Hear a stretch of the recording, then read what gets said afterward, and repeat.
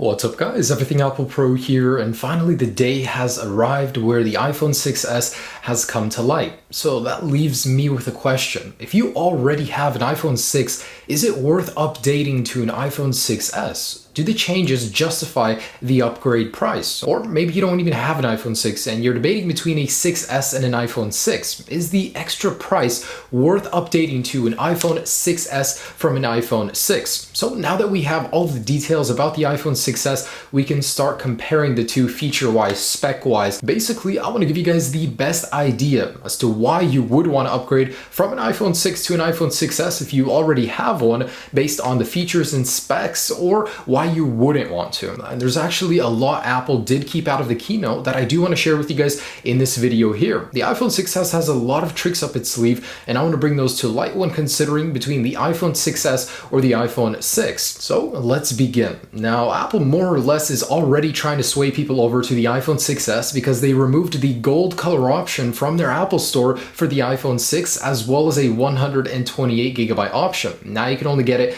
in silver or space gray, and that is the iPhone 6, and only in a 16 or 64GB option. So already off the bat, if you're looking for more memory or more color options, the iPhone 6s is going to have the rose gold color option, the gold option, silver, and space gray. So two more color options than the iPhone 6 if you were buying new. Now, of course, if you already have an iPhone 6, this wouldn't sway you whatsoever. But the iPhone 6s also has the 128GB option. It's really a shame that Apple decided to keep it at 16GB base, but that's the same for both of these devices. So let's talk size. The iPhone 6s is not only thicker, it's also taller and wider as well. It's actually 0.2 millimeters thicker. That is so small, so unnoticeable, but it is there. The biggest difference between these two physically is the weight. The iPhone 6s will be 14 grams heavier, and that should be perceptible by just picking them up and holding them. So it's not really something that will influence you into buying the 6s over the 6, but it is a little bit heavier, it is a little bit thicker, a little bit taller, and a little bit wider. And that's all for the new 3D Touch display. So they had to make sacrifices in order to fit that thing into the iPhone 6s. Now, fear not, all of your cases from your iPhone 6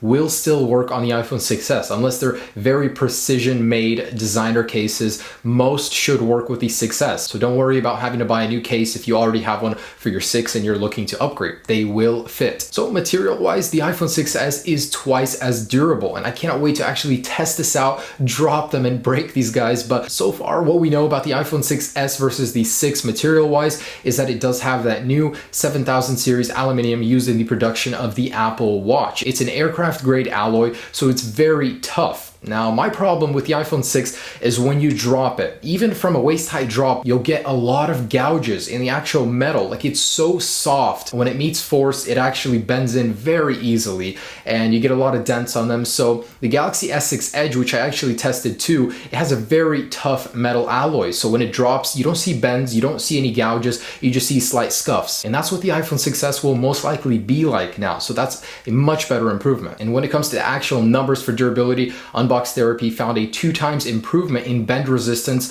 on the iPhone 6s. Now, that's not the only thing durability-wise that got an upgrade. The glass actually received an upgrade as well. It's now a dual ion exchange process for the glass, which makes it twice as tough as the glass on the iPhone 6. Now, there's no word on whether or not this will be better for shatter resistance or scratch resistance, and I'll be putting that to the test. But from what Apple has told us, it's twice as strong, so it really should be less prone to shattering. If you like to use your phone nude, then the iPhone 6s is truly going to be the more durable phone. Display-wise, these things have the exact same size display, same resolution, same panel underneath the fancy 3D Touch display. It's exactly the same LCD panel, so there really is no difference in terms of quality there. However, of course, the 6s has the new dual ion exchange glass and the new 3D Touch technology. Now, that display is made with precision in mind. It can tell the difference between a light tap and a firm press. There's actually a lot of technology behind that, and Apple actually said this was the most difficult technology to develop for the iPhone. It was extremely difficult because software had to meet hardware, had to meet usability, and it took them a very, very long time. They actually said it was many years they took to develop this technology. So it's more than just a gimmick, and let me explain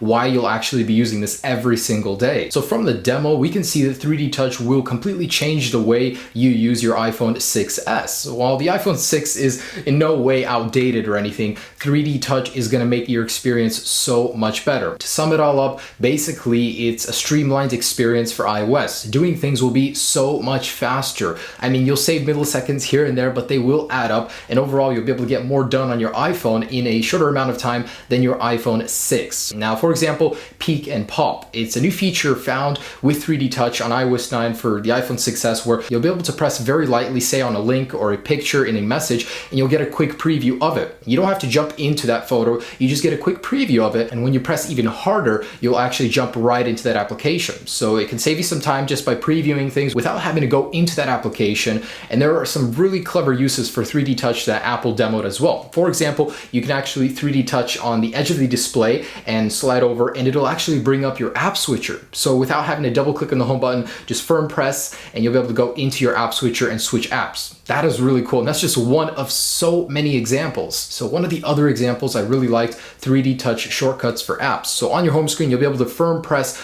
on an application, and it'll give you shortcut options to go into a certain part of the app. For example, on the camera, take a selfie, take a photo, take a video. There were several options that you could quickly jump into that section of the app, saving you a few milliseconds of time. Now, I know a lot of people are like, oh, why would I need that? I mean, why would I need to save a few seconds of time? It's not a big deal for me. Well, that's not really what it's about. It's about streamlining what you're so used to, making more use of it, bringing more control, more options to you without cluttering up your display with a whole bunch of buttons. It's simple, but it's so complex at the same time, and I cannot wait to get my hands on it and try it out. This technology is basically going to shape the future, and I guarantee Samsung and many Android competitors will start implementing this technology just like they took Touch ID from the iPhone 5s and added it to all of their phones. It really will change the way you use your phone, and I urge you guys to go into the store when it is available and try it out, because it really will change the way you use your phone. And even if you don't think it's a big deal, try it out first and then judge. So alongside this new 3D Touch display, there's a new haptic engine. Now, this haptic engine is available in MacBooks already and the new Apple Watch. So it's a much better version of the vibration motor already inside of the iPhone 6. It basically takes less time to activate. It can be more subtle, so it'll make less noise, but it could catch your attention more in your pocket. It'll actually be a more violent vibration motor without the noise that comes with it. Not only that, but it will actually add more responsiveness to your device. So pretty much the whole purpose behind it is to make your phone feel alive. When you use the 3D Touch technology, your phone will use the haptic engine, and it'll shake your phone just a little bit, and it'll feel really good. There'll be a very good responsiveness to that technology. So let's talk power. The iPhone 6s is a true powerhouse. This thing is so much more powerful than the iPhone 6, and if you're a heavy user of your phone, if you constantly notice that the iPhone 6 just isn't enough for you, if it lags and hangs in some areas, the iPhone 6s will do so much better. Now, officially, we don't have the actual specs just yet, but we do know about the RAM, and we do know about the improvement in power over the iPhone 6. Now, that improvement is 70% over the iPhone 6. So this thing, performance-wise, is 70% faster. Now, GPU performance, that is going to make a massive difference for video editing, for gaming, for playing back media. The iPhone 6s has a 90% more powerful GPU than the iPhone 6. And that puts it into console class GPUs. I mean, can you believe that? All in a phone. That's really incredible. And the CPU is already in desktop class territory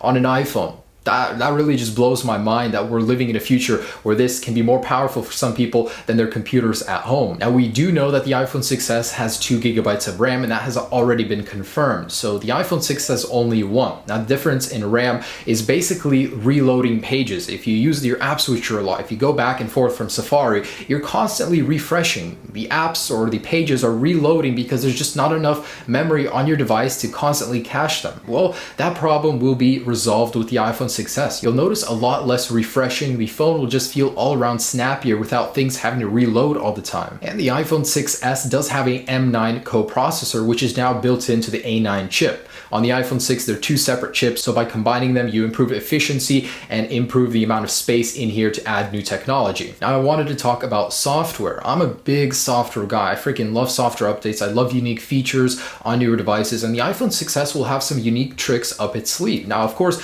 there's the 3D Touch. Now, beyond that, there's some more that the iPhone 6s can do that the 6 cannot. For one, Hey Siri will always be on. You'll have an option to enable Hey Siri to do it without a charging cable that the iPhone 6 requires. So you'll be able to use it all the time, anywhere. The iPhone 6s is going to have that unique trackpad feature. So you'll actually be able to force click or 3D touch click onto a keyboard and then move around, and the cursor will move in your actual message, your notes, whatever you were doing. So that was actually removed from the beta versions of iOS 9 on the iPhones, and it's now going to be introduced with 3D Touch on the iPhone 6s. That'll increase productivity by twofold. I mean, that's just awesome. And the iPhone 6s will also have some unique features such as live wallpapers, live photos, and I'll get to that when I get to the cameras, but it just has a lot of software stuff that we don't even know about yet, but it will be very unique in the software compared to an iPhone 6. And I wanted to mention that the Touch ID has been improved. It has a 2x speed improvement over the iPhone 6, and the 6 had an improvement over the 5S. So I'm curious to see how it's better, because I have no problems with my iPhone 6 Touch ID, but supposedly 2x better, and it's a lot more accurate, so you'll get less read errors. And that brings us to cameras. Now this is an important factor when considering a phone. The iPhone 6 has a megapixel size that's been used since the iPhone 4S. That's 5 years. Now the iPhone 6s has a 12 megapixel sensor. The aperture is both the same. Now the reason Apple didn't update the megapixels for the iPhone 6 is because they wanted to make sure they could ensure quality without just blowing up the image, but actually have the quality to back it up. Now with the iPhone 6s, they're using a new technology called deep trench isolation. Basically, pixels are isolated. There's a little bit of space in between them so that the colors don't get mixed up and fuzzy as the image gets larger. Basically, Apple guarantees the quality when raising the megapixel size. They don't just want to do it like many competitors, just raise megapixels but don't have the quality to back it up. And there's 50% more focus pixels. That means a faster and more sharper autofocus in the iPhone 6s. As for video capability, the 6s unfortunately does not get optical image stabilization, but it does in turn get 4K video. So 4K at 30 frames per second I think will be very nice. Apple has finally caught up with that.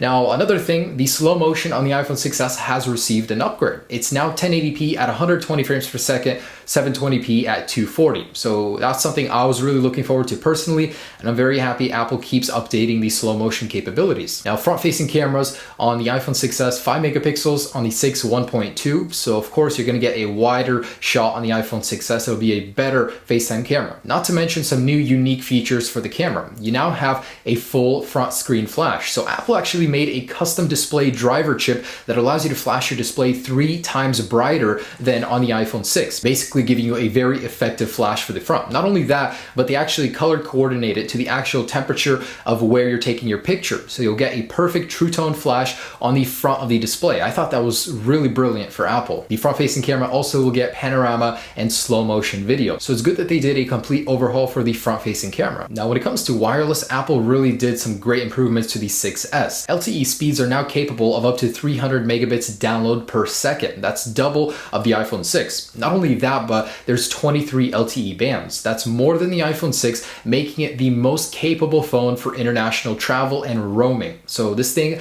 will do much better in other countries, and it supports the new T-Mobile 7000 standard. Now Wi-Fi has received an upgrade as well. It's now 802.11 AC with MIMO, which is capable of up to 866 megabits download per second. That's double of the iPhone 6. So not only is the Wi-Fi faster, but it's now more stable, but unfortunately you do need a router upgrade in order to support that feature. And Bluetooth. This is something I was waiting so long for Apple to upgrade, Bluetooth 4.2. While it may not be important for everybody, Bluetooth is basically, for me, I use it every single day in my car with portable speakers, with headphones, and 4.2 actually ensures a more stable connection, especially when you drop connections. It will reconnect to the Bluetooth faster. Not only that, but it's more efficient as well. So it's great that Apple has updated that. So that's just about it. That's actually quite a bit when I think about it between the 6 and 6s. A lot of people don't really consider everything when upgrading these. Of course, for some people, speed is going to be more important than the new technology available in them. For some people, it's going to be LTE download speeds, but they all do add up in the 6s. There's quite a bit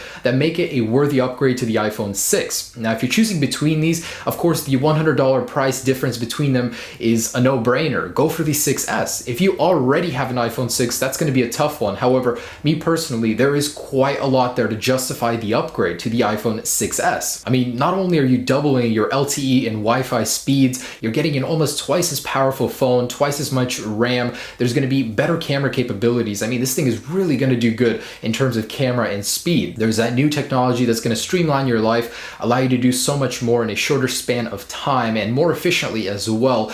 And all around, it's just a prettier phone with a new rose gold color option. So I would totally recommend recommend you guys upgrade. It's just depending on your needs. Just look at what the iPhone 6s has to offer and decide if that's enough for you to upgrade. Now let me give you some more reasons why you should upgrade. Well, the iPhone 6s is affordable now. Apple actually created new payment upgrade plans, $27 a month, and you'll be able to get the new iPhone every single year. That's actually a very cheap cost of ownership. Of course, you'll have to trade your phone in and all, but it's a very affordable pricing. And of course, you can still sell your iPhone 6 and use that money towards an upgrade of an iPhone 6s. So there's a lot of compelling reasons to upgrade. Just take a look at what you guys need and see if it's enough for you to upgrade. I certainly would. Anyways, guys, thanks for watching this video. I do hope I did highlight all of the changes between these phones, and I wanted to give you guys the best possible idea. I mean, there's a lot of little things in there that would compel me to upgrade, especially the slow motion upgrade. I really like that. I really like the 3D touch, but I'm gonna wait until I use it in person before finally judging it. Thanks for watching this video, guys. Hope you enjoyed it. Hope I did help you find the reason